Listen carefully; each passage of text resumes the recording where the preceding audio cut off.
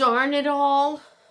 I don't know what happened, but it shut me down all on its own, unless I pressed the wrong button. That's possible. I'm going to get back to what I was saying. So this is part 2 of the first part. That was the very first time we looked at each other, and I took a snapshot of it. He looked at me so intently for such a long time. And I felt like when I looked in those eyes, I saw all the ages of all our people. I don't know if you can understand that. It was like a flash in time.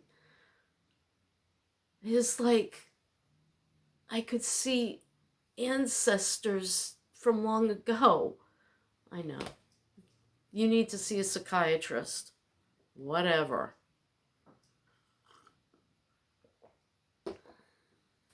And like I had this reality that our people have been around for a long time.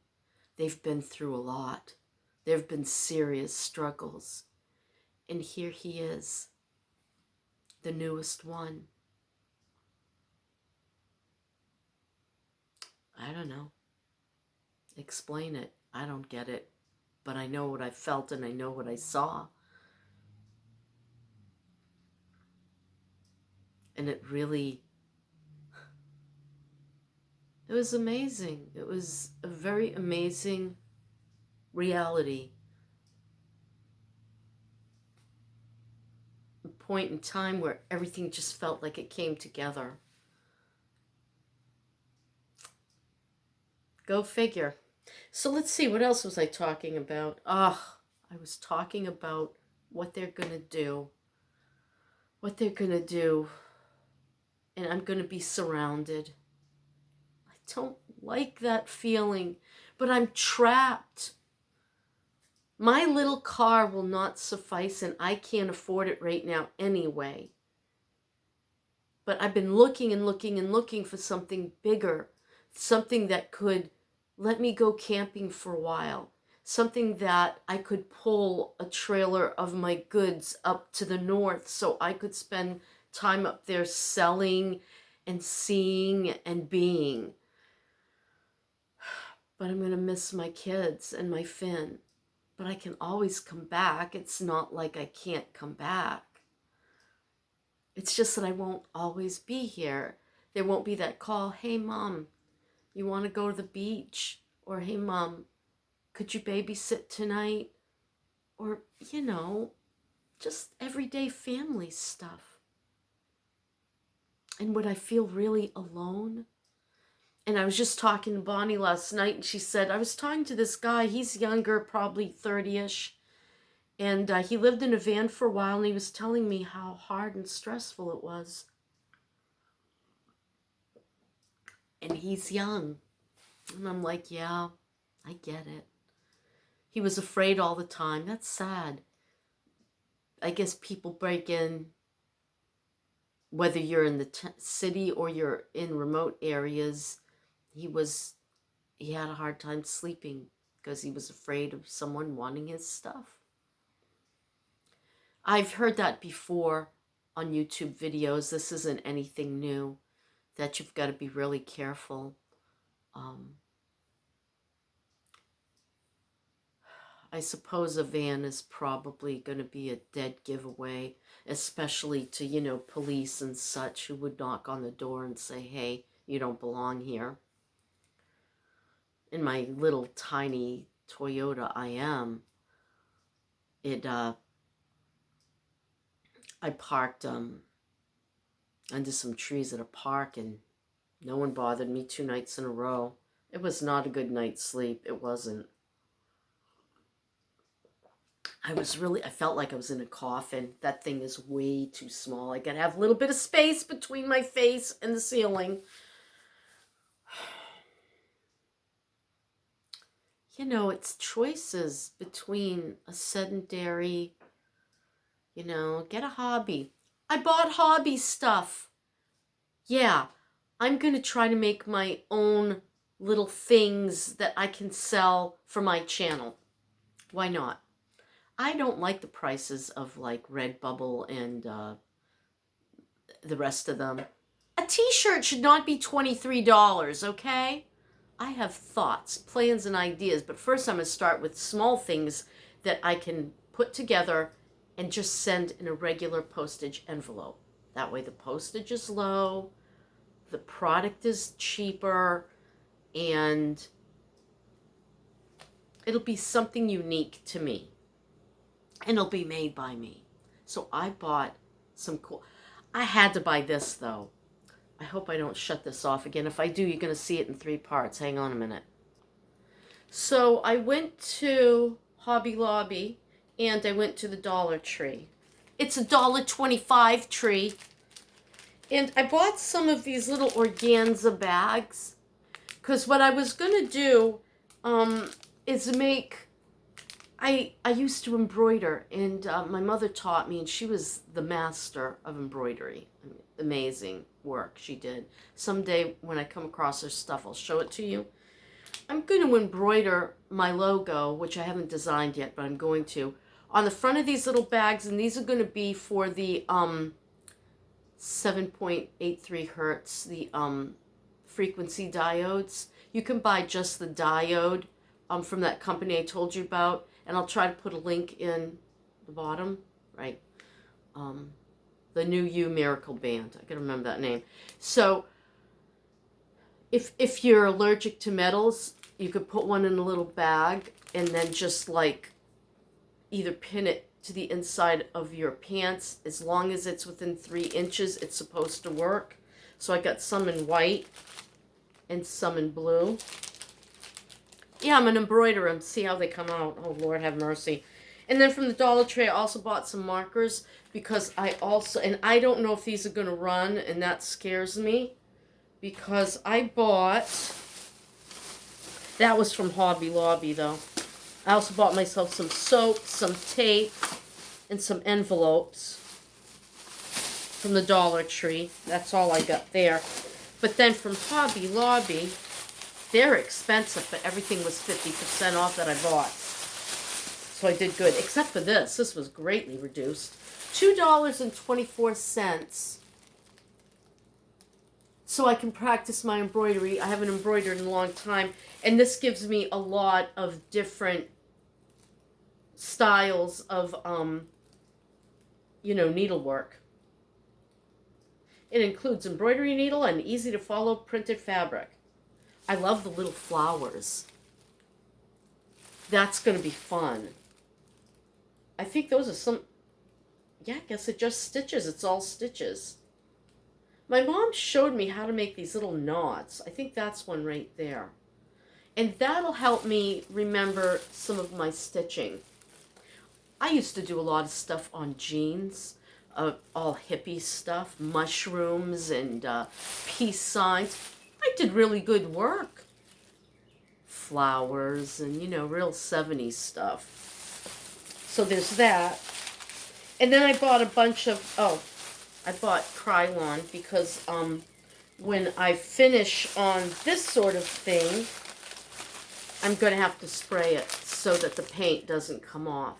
I've got little heart things with little hangers. Could be used like as a keychain or just like a little hanger thingy. And I'm probably going to do some of my most favorite sayings on those. But I don't think I can paint that. I might need to use a marker on that. I wonder how they're going to do.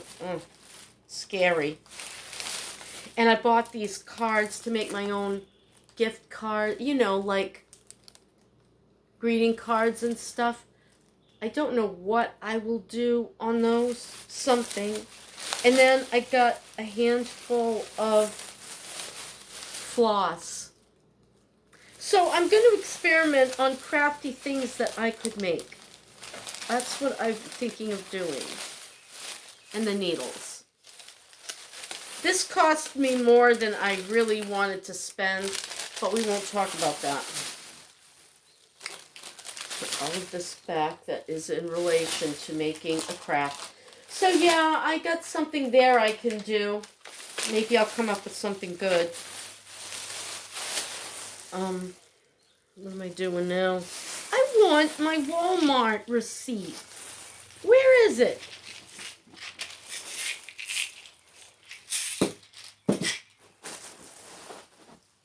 It ain't here.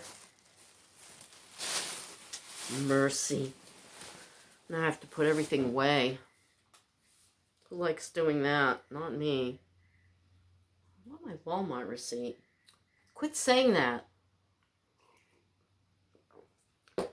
I want to travel, dang it. So I talked to my kids yesterday. I said, look, what if I paid for your month's bills? Because I do have a little stash put away in my bank. And you take me north for Dad's 1-year anniversary of his death. I want to go to the White Mountains, be in the places he loved the best. I don't think that's going to work out. One, I really shouldn't spend the money. I know. And two, Michael said that the car has way too many miles and he owes way too much money on it. And they've been doing a lot of trips and taking me with them. I get it. I do. If I had a vehicle, we could throw everybody in. You know, I wanted that Chevy Trailblazer, but I've been really afraid about it. I'm going to say it because, you know what? If you're a Christian and you think I'm evil, move on. I read tarot. I do. I always thought it was the devil too, okay? But I look at it as a form of dowsing. You're looking for the answers. In somewhere inside of you and somewhere in the universe, the answers really are there. I believe that. Is it God that tells us? I don't know. I've never heard him directly, okay? So we can write that off to my being crazy. You know, some people talk about a small, still voice. I think that's my intuition that says, don't do that. You'll be sorry. Well, every time I read my tarot, I consulted the cards. Is this the right thing? Should I buy this? Will I be sorry? It was disaster over and over and over again. Disaster. Regret. Fraud. What was the other thing? I mean, it was just the same message over and over again. I'm like, is something wrong with this vehicle? Why didn't he register it and insure it? He said a relative gave it to me. And it's a 2004 with only 62,000 miles. The guy says, well, it was my uncle's or something, and or grandparent or whatever, and he only, that was his third vehicle. He used that as a backup vehicle. Well, that's the vehicle he got rid of out of 3. Why? I gotta blow my nose. I'll be right back. And the other thing is, why is it still for sale after a week? With vehicles being so outrageously expensive with such high mileage, why is this car still available? Is it waiting just for me? My cards say no. My intuition said yes. And now I'm confused. But was it my intuition or was it my wishful thinking? I'm not sure now. Because the cards have prepared me for a lot of things. They prepared me for Dennis's death. It's the devil! I don't know. Maybe it is the devil. Whatever. I don't think it is. I've always been very wary and careful of, darker things. And I don't believe this is dark. Anyway, so my cards like 5 times over, don't do this. And I know the vehicle's still there.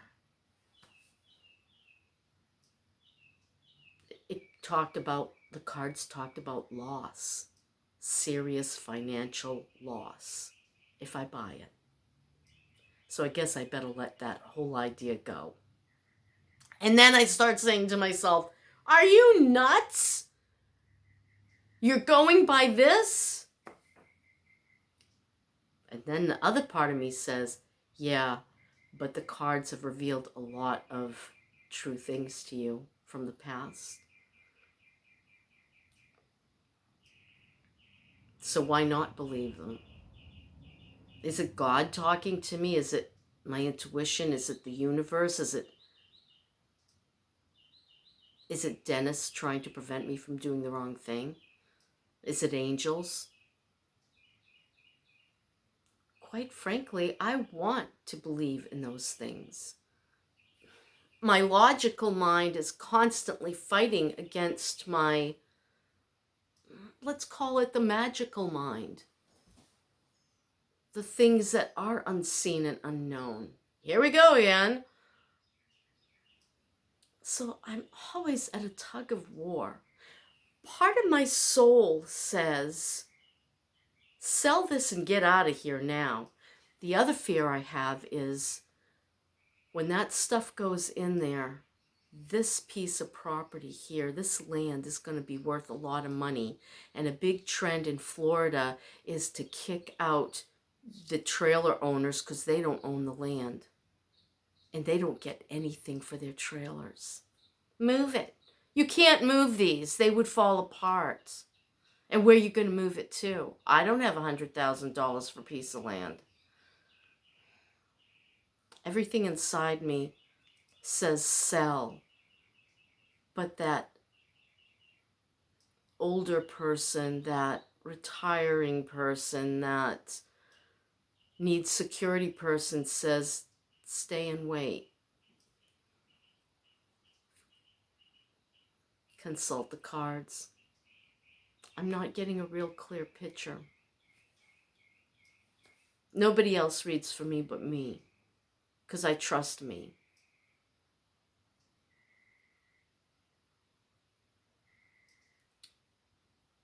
So there you have it. I would love to have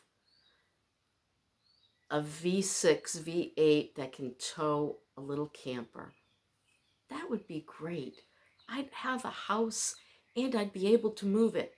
If I want to go do 6 months up north, I could do 6 months up north. So I need several things. I know I can sell the car. That's not an issue.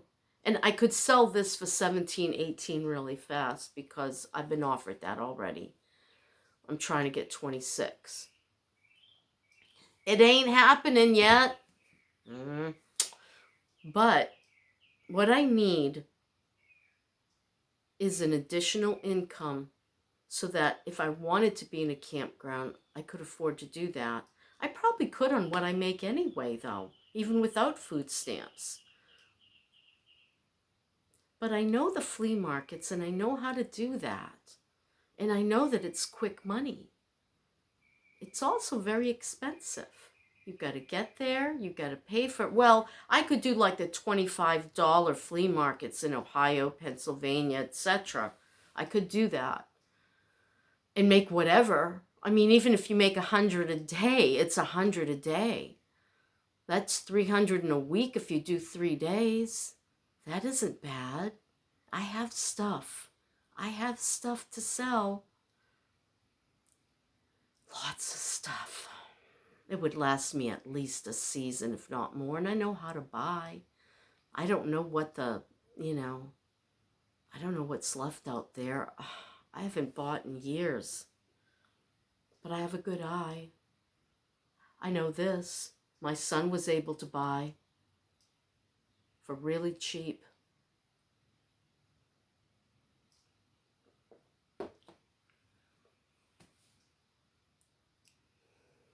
Plans, thoughts, hopes, and wishes. I'm just really afraid if I don't move on this trailer, I'm going to get screwed in the long run. This park, these old homes are going to be an eyesore. when all those new homes go across the street. I just really feel